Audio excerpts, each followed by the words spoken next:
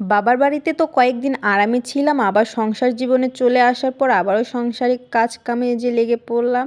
আপনারা সবাই কেমন আছেন? আশা করি আপনারা সবাই ভালো আছেন। আলহামদুলিল্লাহ আমি বেশি একটা ভালো নেই। বাবার বাড়ি থেকে যেহেতু আসি একটু মনটা খারাপ।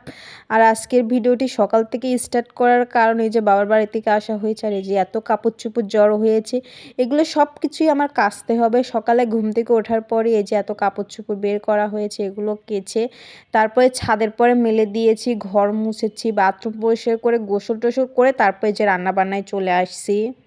আজকে ফুলকপি দিয়ে মাছ দিয়ে রান্না করব আর বাঁধাকপি আর আলু দিয়ে ভাজি করতেছি। ভাজিটাই আগে উঠিয়ে দিয়েছি।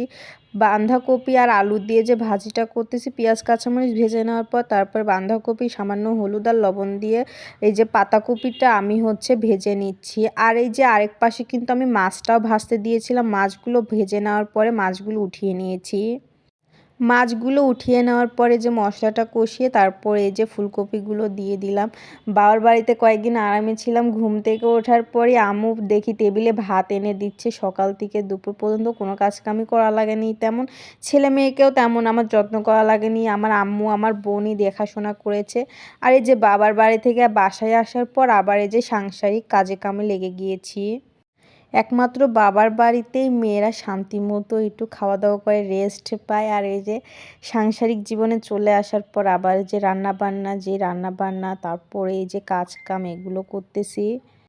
ফুলকপি আর মাছটা আবার ভালো করে কষিয়ে নিলাম। ফুলকপিটা আগে আমি কষিয়ে নিয়েছি, তারপরে মাছ দিয়ে ফুলকপির তরকারিটা কষিয়ে নিয়ে তারপরে এই যে ঝোলের পানিটা দিয়ে দিলাম।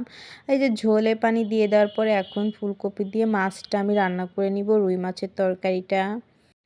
ভিডিওগুলো দেরিতে আপলোড করার কারণ আম্মুদের বাসা থেকে বাসায় আসার পর তারপরে আস্তে আস্তে ভিডিওগুলো আপলোড করা হচ্ছে ভয়েস ওভার দিয়ে। তারপরে কিছু মনে করবেন না। আর এই যে চাটমোহরে তো প্রচুর ঠান্ডা পড়েছে, প্রচুর শীত। আর কোন কোন এলাকায় এরকম প্রচুর ঠান্ডা কুয়াশা অবশ্যই কমেন্ট করে জানাবেন।